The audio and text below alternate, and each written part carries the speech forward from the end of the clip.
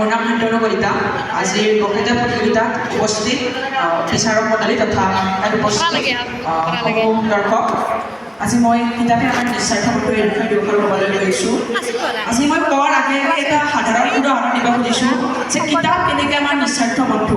এজন ব্যক্তি আছিল, তেওঁ যেতিয়া তেওঁৰ গাঁৱৰ ঘৰলৈ যায় তেতিয়া যেতিয়া মৃত্যুৰ আগে আগে বুঢ়া মানুহবিলাক যেতিয়া প্ৰথমবাৰ গ'ল তেতিয়া মানুহবিলাক দেখিলে নেক্সট টাইম যেতিয়া যায় তেতিয়া তেওঁলোক মৰি থাকে। তো তেওঁ ভাবিলে যে মই যেতিয়া গাঁৱলৈ যাওঁ সকলোবিলাক মানুহে সাৰভাৱে দেখা কৰোঁ। তো সেই কথাষাৰ ভবাৰ পিছত যেতিয়া তেওঁ গাঁৱৰ ঘৰলৈ গ'ল তেতিয়া তেওঁ এজন মানুহক লগ ধৰিলে, বুঢ়া মানুহজনে যিজন মানুহক লগ ধৰিব গৈছিল তেওঁক ক'লে যে বপা মোৰ আৰু বেছিদিন নাই, এই ডেকা কালত যেতিয়া মোৰ তেজ গৰম হৈ আছিল তেতিয়া সকলোৰে লগ হৈ আছিলোঁ, এতিয়া এই বুঢ়া কালত মোৰ কোনো লগ নাই।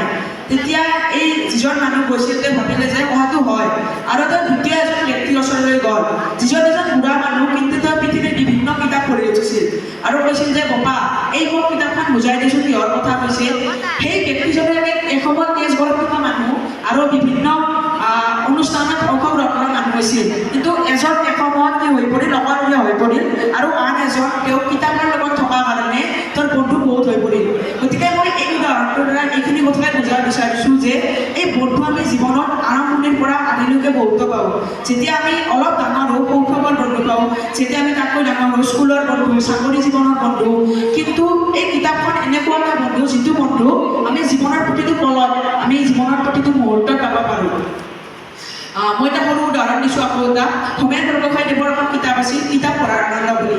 সেই কিতাপ পঢ়াৰ আনন্দ কিতাপখনত অলপমান এইখন লিখা আছিল যে তেওঁৰ দেউতাকে কিতাপ পঢ়ি বৰ ভাল পাইছিল। সেই সময়ত যিমানবিলাক কিতাপ আছিল অসমীয়া ভাষাত বা প্ৰায়বোৰ কিতাপ তথা বিভিন্ন আলোচনী আৰু বাতৰি কাকতবোৰ তেওঁৰ দেউতাকে সংগ্ৰহ কৰিছিল আৰু দেউতাকৰ ঘৰলৈ বিভিন্ন গুণী জ্ঞানী ব্যক্তি আহিছিল আৰু যেতিয়া তেওঁলোকৰ লগত হোমেন বৰগোহাঞিদেৱৰ আলোচনা হৈছিল দেউতাকৰ কিতাপৰ বিষয়ে, তেতিয়া দেউতাকে ভাবিছিল যে হোমেন বৰগোহাঞি যদি তেওঁৰ দেউতাকৰ লগত বহি থাকে তেওঁ বিভিন্ন নজনা কথা জানিব পাৰিব। আৰু এদিন তেনেকুৱাতে তেওঁৰ দেউতাকৰ ওচৰতে দুজন ব্যক্তি আহিল, এজন ব্যক্তি কিতাপৰ প্ৰেমিক আৰু আন এজন কিতাপৰ প্ৰেমিক নহয়, মানে কিতাপ পঢ়ি ভাল নাপায়।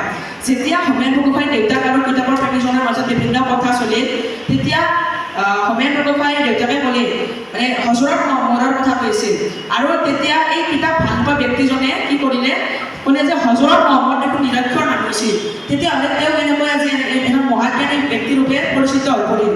তেতিয়া সেই যিজন মানুহ কিতাপ ভাল পায় শিক্ষক তেওঁ ক'লে যে হজৰত মহম্মদ হয় মহাজ্ঞানী আছিল, তেওঁ মহাপুৰুষ আছিল, কিন্তু তেওঁৰ যিবিলাক নীতিগত তত্ত্ব সেইবিলাক এখন কিতাপত লিপিবদ্ধ হৈছে আৰু সেই কিতাপখনৰ কাৰণে আজি আমি হজৰত মহম্মদ বুলি গম পাইছোঁ। গতিকে মই এইখিনি কথা ক'ব বিচাৰোঁ যে যদি প্ৰেম কৰিব লাগে এখন কিতাপৰ লগত প্ৰেম কৰক, যদি নিচা কৰিব লাগে এখন কিতাপৰ লগত নিচা কৰক আৰু কিতাপৰ মাজত নিজক বিচাৰিবলৈ চেষ্টা কৰক। ধন্যবাদ।